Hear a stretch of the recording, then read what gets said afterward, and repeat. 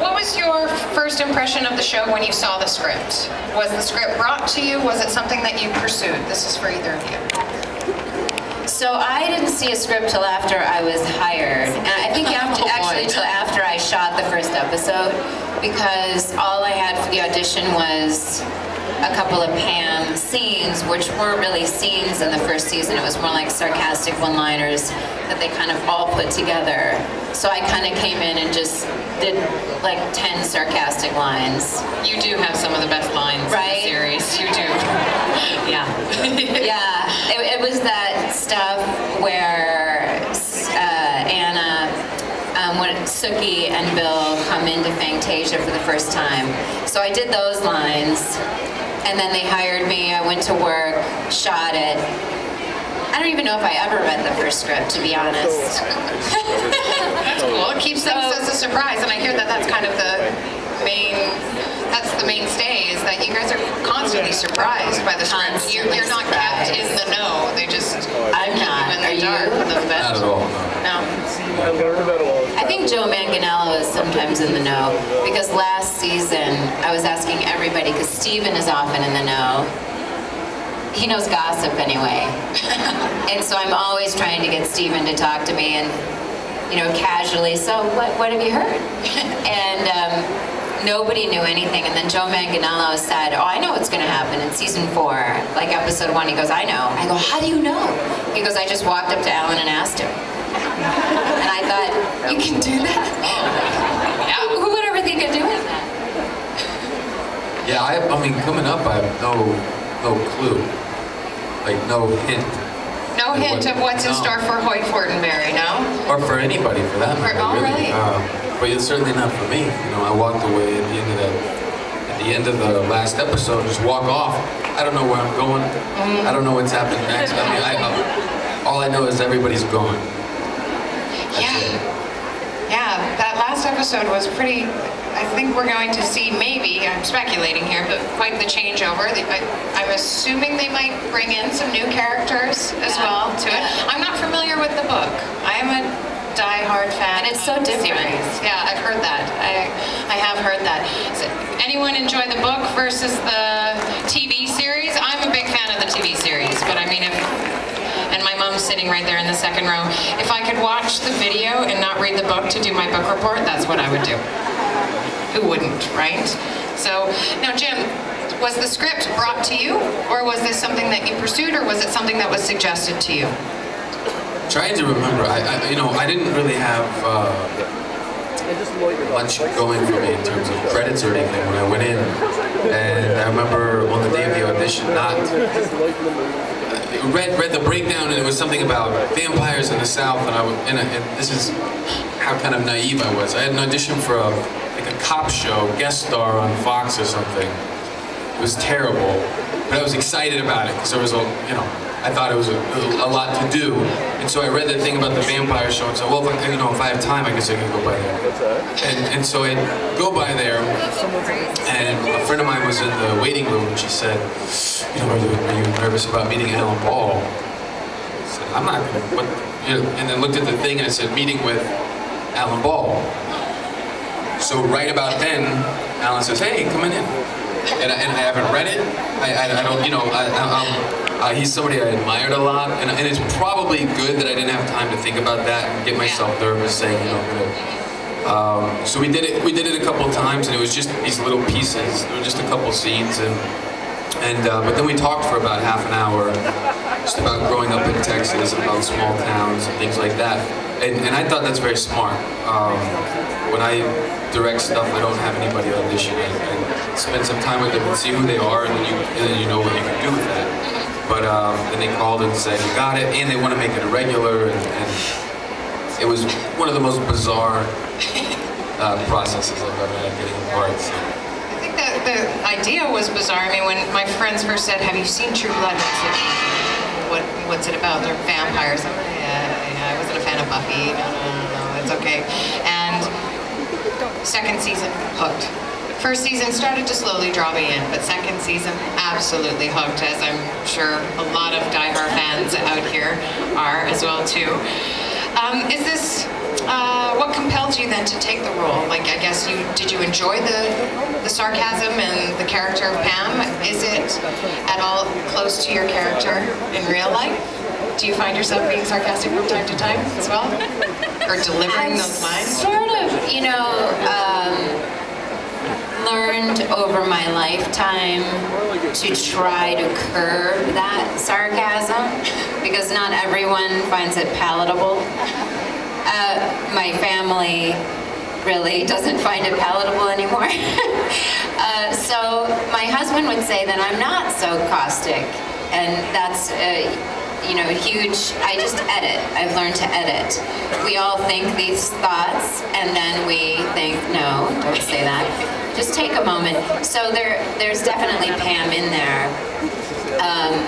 But I really have played so many different roles over my career, so I try to know nothing about the audition and who's going to be in the room, because the bigger the people are in the room, the manager is very excited when they call, and they're going to get you in the room with Alan Ball.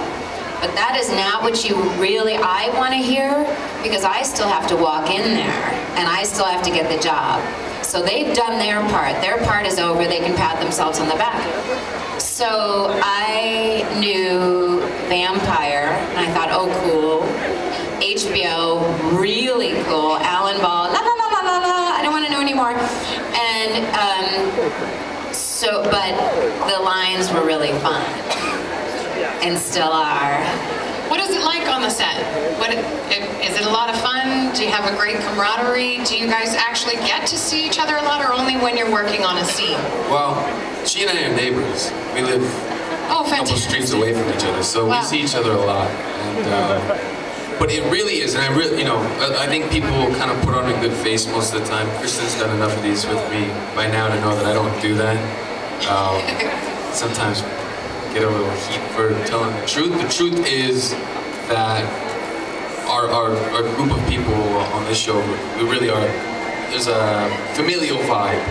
And we all really are, as much as we can be, as busy as we all are, involved with each other and what's going on. And we do get together and spend time together, but set is, it's never once felt like work.